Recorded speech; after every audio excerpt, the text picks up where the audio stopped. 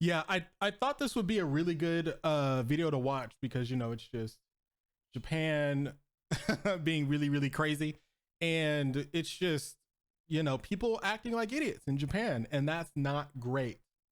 It's not fun.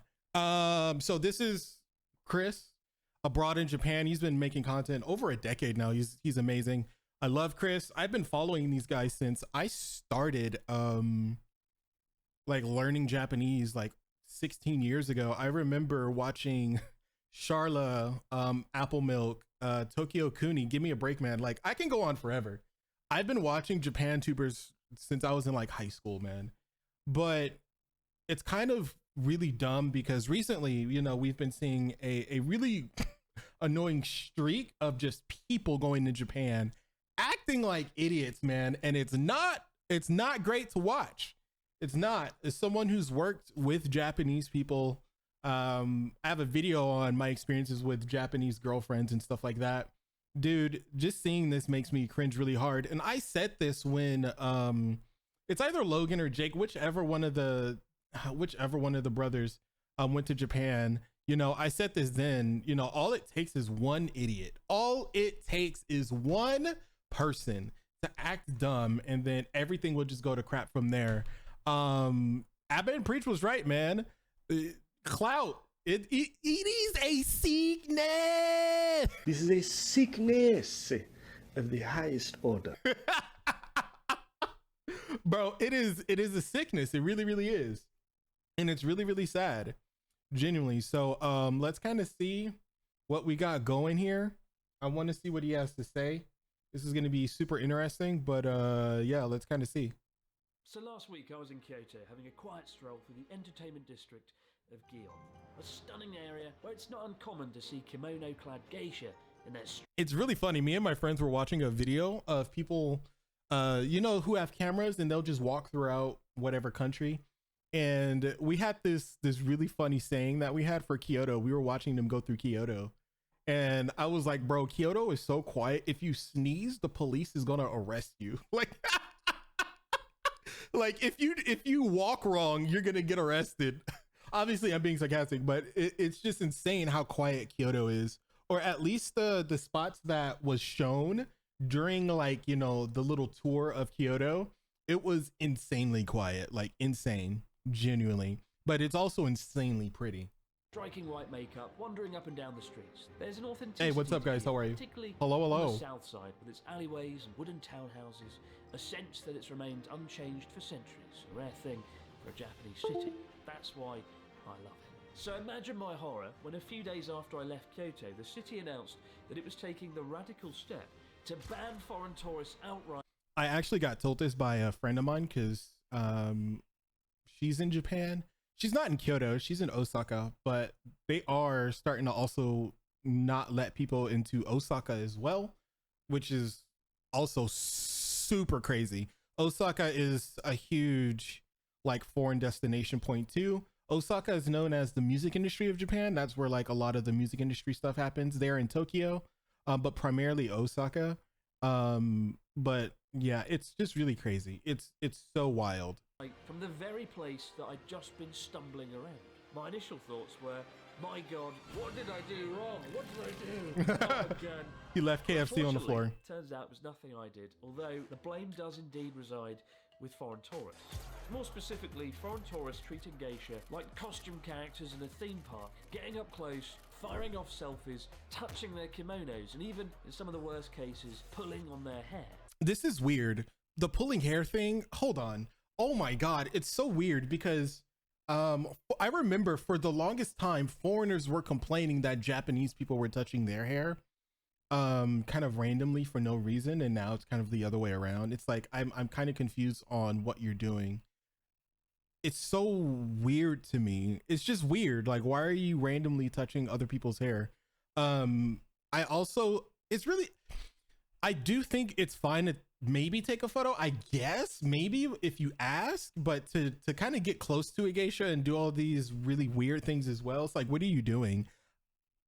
I do think maybe one of the downsides of being a foreigner is because, and I am assuming these are mainly Western countries, is that you think the world kind of revolves around you because, you know, the world has their eyes on you technically. A lot of the stuff in Japan, you know, they want to be more like America in terms of having the things that, you know, America or just the Western world in general possesses. Especially recently, like the airsoft in Japan is actually insane. Having like replicas as close as possible to the real stuff here in America is insane in Japan. Like if you're in Japan and you go to any airsoft, like they're really into it, like really into it. And the same goes for like just a bunch of other stuff. There's a huge cholo and chola community in Japan, believe it or not. Yeah, like it's very huge, very big. Oh my god, I could go on forever. There's a lot of crazy stuff in like Okinawa as well. So seeing and hear this is just weird to me. This ain't it. This ain't it. This is odd. I mean, things were already pretty bad with signs plastered up the street reminding tourists. There's already a lot. Yeah, there's a lot of places, even in Tokyo. If you're a foreigner, you're just not allowed in. Like point blank period, you're just not allowed in. Of the 10,000 yen fine for taking that's $1,000 photos without permission. But clearly that wasn't enough, leading to this very sad move that I think. Well, considering the current, like the yen is super cheap, so that's probably maybe like 600, 5, 6, 7, anywhere from 5 to 700. Most people would kind of agree is completely Maybe. understandable. Honestly, I think the solution is actually fairly simple. Dress up members of the Yakuza as geisha and have them walk around Gion in circles, waiting for unsuspecting tourists to pull on their hair. God forbid, that would certainly lead to some interesting results. Oh my But god. today I want to talk about Oh this my and god. some pretty worrying stories involving foreign tourists, because this isn't just a Kyoto problem. There's stories up and down Japan that might shock and surprise you. And it certainly doesn't help that there's been some high Carves name into a 1,200-year-old Japanese temple. And he's a teenager, yeah. So here's a story, and I told this story when I made a video about when I went to Japan. I went to Asakusa. There's a temple there, and they had these I guess like announcements they were playing, like, hey, keep your hands to yourself, don't touch anything, all these other things. And it was doing it in every language, obviously, because one, it's we're in Tokyo. It's a very foreign heavy place. And it started doing it in like Korean, English, Chinese, just every language possible. And there was these kids who were like, why are you speaking Chinese? Isn't this Japan? And they were just laughing so loud. And I just remember sitting there and I was like, what? Like, what do you mean? I'm so confused. In our countries, we say stuff in other languages when we're giving instructions. What are you talking about? And about 20 minutes later, we get up to the temple. Me and my friend, we do our thing. We like, washed our hands and did the whole 9 yards. And as we're leaving, there's this really old white lady, and she was pissed. Oh my God. This lady, chat, I swear to God, she was so mad. She was like, I'm sick of all of these foreigners coming in here disrespecting everything. Bro, she was mad, like mad. She was so mad. And it's just really funny because like she had a point. Bro, she had a point. Like she had a really good point. People were just kind of going in there. There were people throwing money, not inside of like the little bin, but they were throwing it past, like into the actual rooms, like right here. If you guys look, imagine there's like a little bin right here. You're supposed to ring the bell, put your money in, all of that stuff, but they were throwing it inside. Grown adults, by the way, like grown adults doing this, like adults throwing it in. Dude, when I went to Japan, I was like, what are y'all doing? Like, I'm so confused. What are you doing? Dude, it was wild. Like, I think if you want to see the worst of the worst, go to a temple. Not even on the street. I think for the most part on the streets, people were acting pretty good. But the second you start going to like actual temples and sacred stuff like this, that's when all the degeneracy happens. Like, even if you look at again, I can't remember which Paul brother did it, but a lot of the stuff was at like temples or like near a temple and stuff like that.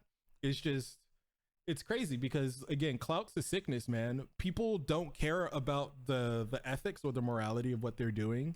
What they care about is that number went up. Oh, that view count, bro. Look at the views, bro. Look at the views. Everybody hates me and I'm getting, you know, disliked a lot, but I don't care. Look at the views, man. The views are great. There's kind of like also a quality to your content, and that's, I would actually say that's part of the reason why prank YouTubers, nobody watches them. Who cares about them, right? Like I haven't seen a prank YouTuber in a while that's done successful, right? Because the quality of it's just not good, right? And again, in terms of quality, it's just it's not a good thing. So I can go on forever, like forever on this topic. I'm gonna let Chris continue though. Publicized incidents involving. Oh my God! Don't even. I'm not gonna. I was gonna make a video on this, but I didn't. I think a lot of people covered it really well. So I just ended up not doing it. I made a video on this because my friends were telling me like they're finally banning people, and now that's where I'm like, okay, now I think it would be best for me to put my 2 cents in on this, because now there's a consequence to the idiots, right? And the only thing that they care about is, oh, my face. I'm sorry, chat. I can go on forever. I can rant about this all day. Oh my God, I can just go on and on and on, just all day. It's just, it's so annoying to see this. And it's really sad to see this because again, people only care about the views, and that's like about it. Influencers doing unspeakably shitty things as well. I don't know if you guys know as well, chat. This is another little thing. They're literally training the police and the military to have people but to stop people from recording. Like they're literally training them to stop that, to make them not do it. For those who also don't know, chat, for the longest time, it was almost impossible to kind of vlog in Japan because people can sue you. Yeah, like random bystanders can sue you because whatever reason. I think it was Jake and Bake was talking about a instance where he was just recording, minding his own business, and a guy sued him because he was cheating on his wife, and he thought he was like a PI or something crazy like that. And there's other stories of other people too. Dude, it goes so crazy. It just goes so deep. And then think about like getting copyright striked if they're playing certain types of it's so wild, dude. And now most places are probably just going to say no recording, point blank, period. But I'd like to fear about making a faux pas or screwing up the etiquette, because Japan does have a lot of rules and things that we're not accustomed to while you're here. But look, here's the thing, you really don't need to worry about putting a foot wrong here. Perhaps with the exception of not most of the time they're not going to care. Like if you mess up on something small, they're not going to care. Taking off your shoes and trampling all over. That will make someone in mad. In which case you quite literally have to worry about putting a foot wrong. Apart from that, nobody here will ever get mad at you for making a simple, honest mistake. The sort of things you do need to worry about are all common sense things to avoid doing as a decent human being. Case in point, don't carve your fucking name into the bamboo trees of Kyoto's Arashiyama forest, as has happened with over 100 trees, often damaging them irreparably to the point that they have to be chopped down. Worse still, there's recently been some highly publicised cases of foreign tourists carving their names into temples and shrines. Yeah. Just last year, a Canadian teenager admitted to scratching his name into the 1,200-year-old Toshodaiji Temple in Nara, treating the UNESCO World Heritage Site as if it were a fucking whiteboard, using his fingernail to carve his name Julian into the wood. Defiling a culture. Shocking behaviour from a Canadian. You know, you never see behaviour like that from a British person. Okay. But if you graffiti a national treasure in Japan, you could go to prison for 5 years or get a fine of about 300,000 yen. Just 30 grand. Fortunately, though, if you feel like defacing No, 2 zeros. I'm sorry, 2 zeros. Being an all-around prick, there is a hack for getting around it. At the same time, Julian was scratching the letter J into a Japanese temple 6,000 miles away in Rome, Ivan was carving his and his girlfriend's name into the Roman Colosseum. Ivan plus Haley 23. Sounds like a fraught political campaign. Yeah, unsurprisingly, people weren't happy about this. But luckily, Ivan seemed to get out of it after he wrote a spectacular letter to the mayor of Rome containing what might be the best sentence ever written. It is with deep embarrassment that only after what regrettably happened did I learn of the antiquity of the monument. What? Antiquity of the monument. Yes, that's right. Ivan claimed that only after he'd finished scratching his name into a 2,000-year-old brick, only then did he realise that the Roman Colosseum might be of some historic importance. I mean, of course it's a monument of fucking antiquity. It's in Gladiator, for God's sake. Are you not entertained? Oh no. I'll admit, I've never... I'm not gonna lie, that's hilarious. Bro, that's hilarious. That's pretty funny. ...understood the thrill of carving one's name into a piece of wood. So, let's do it right here, right now. Oh, and it wasn't the only temple that got defiled either. Just down the road, another ancient temple was the subject of graffiti by what can only be described as a shitty Banksy. This time in the form of a cat. My God, what the hell were they thinking? Who does that? Yes. Oh my I God. understand now. The immeasurable sense of power, the self-worth. You tried to. Carve your name into the comment section. Be immortalized forever. Actually, it's very stupid. Fuck it. God, I hate myself. But look, I think for every Japanese temple or bamboo tree that gets defiled, Natsuki should be allowed to carve his name into a historic relic or item from the offending nation. Go fuck yourself.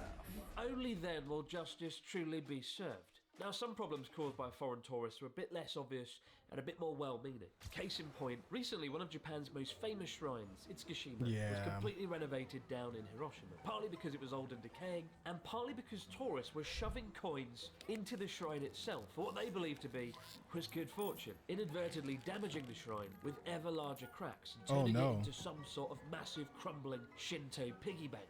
Still, hopefully the hundreds of coins they were able to extract from the shrine could go towards its multi-million-dollar renovation. I mean, when they finished pulling all those coins out of the shrine, there must have been, 10, 20... You want to know what's crazy? I think that's the only thing I haven't seen yet in Japan. I probably should make it a point to go over there and see that. That thing is so beautiful just to even look at on screen. So I can only imagine just how amazing that would look in person, but that's assuming I can go there, right? They're banning people. Let's just be honest. I probably won't be able to go there. They're scared I'm going to shove a coin in there. Dollars? Yeah. But it's not uncommon to see news stories pop up about bad behavior from foreign tourists. And one of the most bizarre posts that went viral on Twitter involved this sign in a convenience store emblazoned on the front of the... これはどういう意味だろう? At the top. これはどういう意味だろう? 外国人のこれ禁止。肉まんください。Themed pork bun counter. A quick bit of essential Japanese. Wait. This is for foreigners. This is written to foreigners. But you wrote it in Japanese, bro.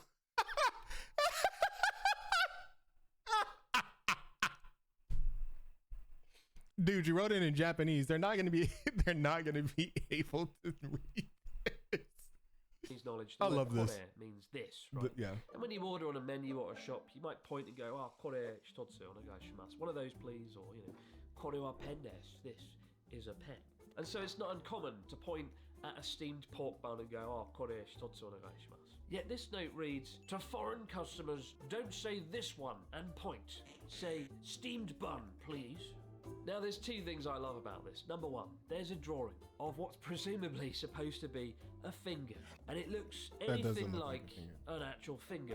That's not what you want to see drawn on the front of the steamed pork bun counter. Awful. And the second thing I love is that the sign is written in Japanese kanji characters, while being aimed at foreign customers who probably aren't able to read it in the first place. Because, odds are if you can speak Japanese, you probably will say, Nikuman onegaishimasu, steamed pork bun, please. Clearly, somebody working at the convenience store has had a traumatic encounter and desperately needs to Also, learn. those glass screens are hot because it's retaining heat in there. So when they take out the food, right, it can still be warm. So just touching it, you're just gonna burn yourself. So it wouldn't make sense, right? How to draw a finger. Meanwhile, in Hokkaido, the local government was criticized after making a book. I'm not gonna lie, I've always wanted to go to Hokkaido. It looks so pretty over there. God, I really want to go. Aimed at Chinese tourists that was labelled as condescending and offensive, with this incredible, fantastic drawing of a crying toilet covered in filth. Oh my Seriously, God. is there anything more worrying than a sentient toilet who's so technologically Oh my advanced it's God, determined by the state of its no! cleanliness. The frightening image Toilet son! Kita nai ni nata ne. Toilet son, no! of things to come. Toilets and pork buns aside, bad behaviour of foreign tourists does have real-world implications. A few years Yes. ago, one of my favourite temples down in Fukuoka, the Nanzuin Temple, home to one of the world's largest reclining Buddhas, took the drastic step of turning away groups of non-Japanese tourists after a bunch of raging dickheads splashed about in a sacred waterfall and climbed on the roof of the temple. The Nanzuin Temple is genuinely one of the most incredible. This is what you see what I mean? Like usually when this is happening, it's in like places like this that are sacred, all that stuff. It's just really annoying. It's not a good look either. Let's be honest. It's not a really good look. It's something that dude, chat guys, it took me so long to make sure that like I learned what to do and not to do. Because for obviously when I learned, I was 14. I'm 30 now. And I started learning when I was 14. I went to Japan when I was 20. So like 6 years of only interacting with Japanese people in America, and never been there yet. That's a lot. But thankfully when I went there, I didn't cause any issues. But there is, even if I go to like Germany, which is another place I want to go, or like the Netherlands and like Poland and stuff like that. Just learning what to do, not to do, to not be an idiot, stuff like that. It's just really sad that people go other places and they just do as they please. It's so crazy to me. When I say crazy, it's genuinely so crazy. I couldn't be me. I just can't do it. Temples that I've ever been to. And the idea of people turning up and disrespecting the temple by treating it like some kind of fucking bouncy castle is genuinely horrific. But again, their exasperation is completely understandable. Like, you understand why they're taking these measures. So what's the future look like for Japan in the face of mass tourism? They're probably going to keep banning people from certain areas. They're probably just going to do it. It's important to remember that mass tourism... Yeah, this is the one I went to. This looks like the Osaka. This is the temple that I was talking about. And you see this right here? This is, oh my God, this is just so ironic. They were playing stuff out of here. And the story that, yeah, chat, the story I told earlier, they were telling you what the rules were and they were saying it out of here. And they were doing it in different languages and stuff like that. And then the kids were like, isn't this Japan? It was just, oh, dude, it was so stupid. There's a relatively new concept here. As recently as 20 years ago, they had an average of about 5 to 6 million overseas tourists every year. This year, it's predicted to be 33 million. Japan has done such a good job, man. You want to know what's so crazy? I remember a while ago during COVID, they were like, we're scared that if we open our country again, people are going to start doing dumb stuff. And correct they were. Yeah, you were right, Japan. Y'all were right. Y'all were right. Maintaining its traditions and customs, ones that often feel very much at odds with the modern world, and it's what makes the country so profoundly rewarding to explore. And there's no doubt unchecked mass tourism, the kind that the country wants, does run the risk of degrading that magic, particularly in cities like Kyoto. Like, I remember filming a video at a sacred mountain temple called Hikaru in Yamagata, and at the time there was a lot of debate amongst the monks and the local practitioners at the idea of actually sharing it at all and encouraging tourists to visit and experience it. The moment you commercialize aspects of your culture, people are going to go there. The moment, you run the risk of degrading. Yeah. Fortunately, in that case, they kind of struck the right balance by limiting the number of people who could do the tour and using the income they derive from it to help keep those traditions alive.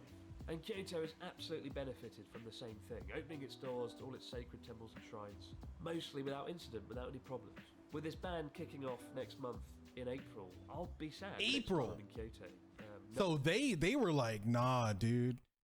There's only, there's only, at least at the time of recording and streaming this, there's only 6 days left. Man, they are acting fast. They're like, nope. Foreigners? Who? Huh? Huh? Who? Knowing that one of my favourite areas to stroll around is now strictly off limits, and I sort of worry, where will it end? What other areas might get sort of shut down, not just in Kyoto but around Japan? But at the same time, if it helps preserve the city's identity and more importantly helps geisha feel safe from ill-mannered idiots, then yeah, it's absolutely for the best. But what do you think, guys? Is banning tourists a step too far or a necessary evil for preserving Kyoto? Let me know in the comments below. But it's weird. I kind of don't blame them. I kind of don't blame Japan, but at the same time, it's like you could do more enforcement and still, I don't know. It's hard. I'm ultimately gonna say I don't blame them. I genuinely don't. Do what you gotta do, man. I think people like me and a bunch of my friends I do have friends who live there. A bunch of people who have married like Japanese girls and all these other things. I'm just gonna be honest. Do your thing, Japan. Do what you gotta do. If you think it's better to just ban everybody, honestly, do what you gotta do. Cause this ain't it, bro. Again, I might do a video or a stream of like just some of the dumb stuff I saw when I was in Japan from foreigners. And again, I was in Tokyo, so I wasn't in like a rural area or anything like that, but just being there, I saw some really dumb stuff too. I think that it's really sad people, and I'm talking more on the YouTube side, that people are willing to kind of go. It's just really strange. Why would you go across the country just to mess with another country and then put it on YouTube and be like, hey, look at me, this is funny. Let me break the rules and you're kind of like an elementary school kid who doesn't get attention. And it's kind of like Naruto from season 1, how he was acting like an idiot just because nobody paid attention to him. That's kind of what it feels like on the YouTube end. Like you don't get attention. You probably don't get a lot of views or something. So you end up doing something that will give it to you, even if it's bad, right? Like what did Michael Jordan say? Hey guys, stop it. Get some help. Stop it. Get some help.